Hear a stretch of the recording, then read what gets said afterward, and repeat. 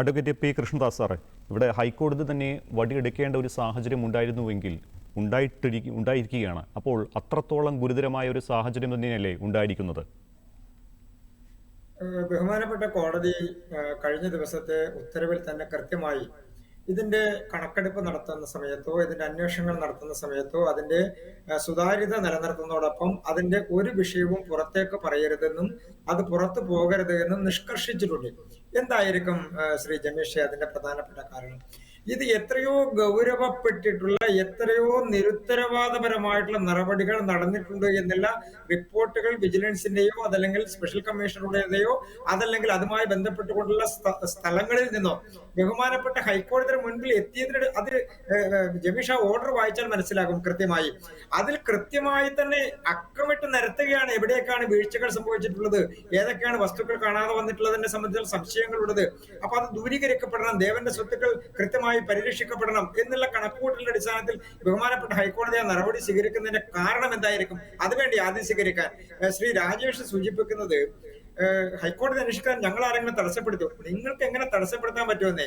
ഹൈക്കോടതി അന്വേഷണത്തിന് ഉത്തരവിട്ടിരിക്കുന്നതിന് ഒരു കാരണം ഉണ്ടാകുമല്ലോ, അവിടെ കിട്ടിയിരിക്കുന്ന റിപ്പോർട്ടിന് ഒരു അടിസ്ഥാനം ഉണ്ടാകുമല്ലോ.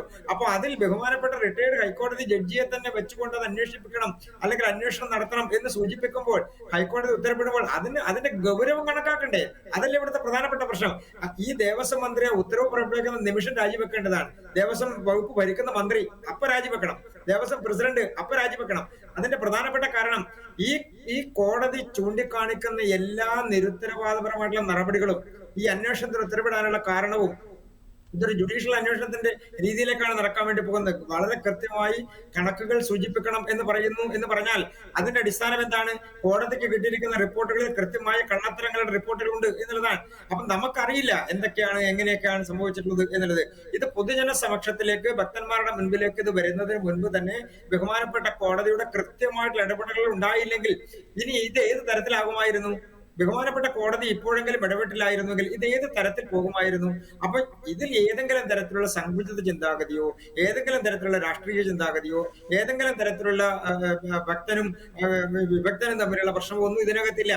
ഇതിലുള്ളത് ദേവസ്വത്തിന്റെ മുൻപിൽ വന്നിട്ടുള്ള ദേവസ്വത്തിന്റെ കയ്യിലുള്ള ശബരിമലയുടേതായിട്ടുള്ള സ്വത്തുക്കൾ സംരക്ഷിക്കപ്പെടണം, അവിടുത്തെ നാണയങ്ങൾ സംരക്ഷിക്കപ്പെടണം, അവിടുത്തെ ഒരു ചെല്ലി പൈസ ഉണ്ടെങ്കിൽ അത് സംരക്ഷിക്കപ്പെടണം എന്നുള്ളതാണ്. അപ്പൊ അവിടെ കള്ളത്തരം കാണിച്ചു എന്ന് പറയുന്നത് അവിടെ ദേവസ്വം ബോർഡിന്റെ അനുമതി ഇല്ലാതെ അവിടെ നിന്ന് ചെന്നൈയിലേക്ക് ഈ വസ്തുക്കൾ കടത്തിക്കൊണ്ടു പോകാൻ കഴിയുമോ?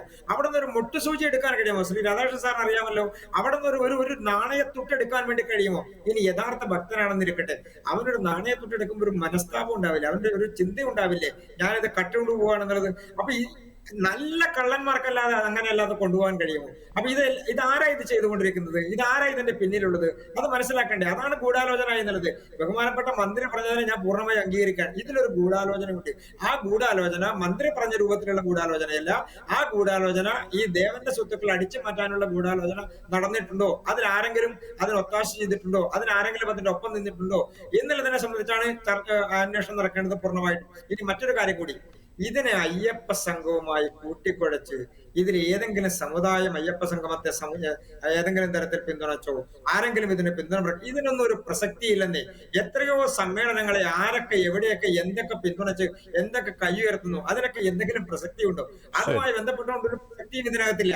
അതൊന്നും ഇതിനെ കൂട്ടിക്കുഴച്ചുകൊണ്ട് ഈ നടക്കുന്ന നടപടിയെ ഏതെങ്കിലും തരത്തിൽ കുറച്ചു കാണിക്കാമെന്നോ ഇതിന്റെ ഏതെങ്കിലും തരത്തിലുള്ള നടപടിക്രമങ്ങളിൽ നിന്ന് വിട്ടുപോകാമെന്നോ ആരെങ്കിലും ധരിച്ചാൽ അതുകൊണ്ടാണ് നമ്മൾ കാണേണ്ടത് കോടതി ഇതിൽ വടിയെടുത്തിരിക്കുന്നതും കോടതി ഇതിൽ നടപടി എടുത്തിരിക്കുന്നതും കൃത്യമായിട്ടുള്ള റിപ്പോർട്ടുകളുടെ അടിസ്ഥാനത്തിലാണ്.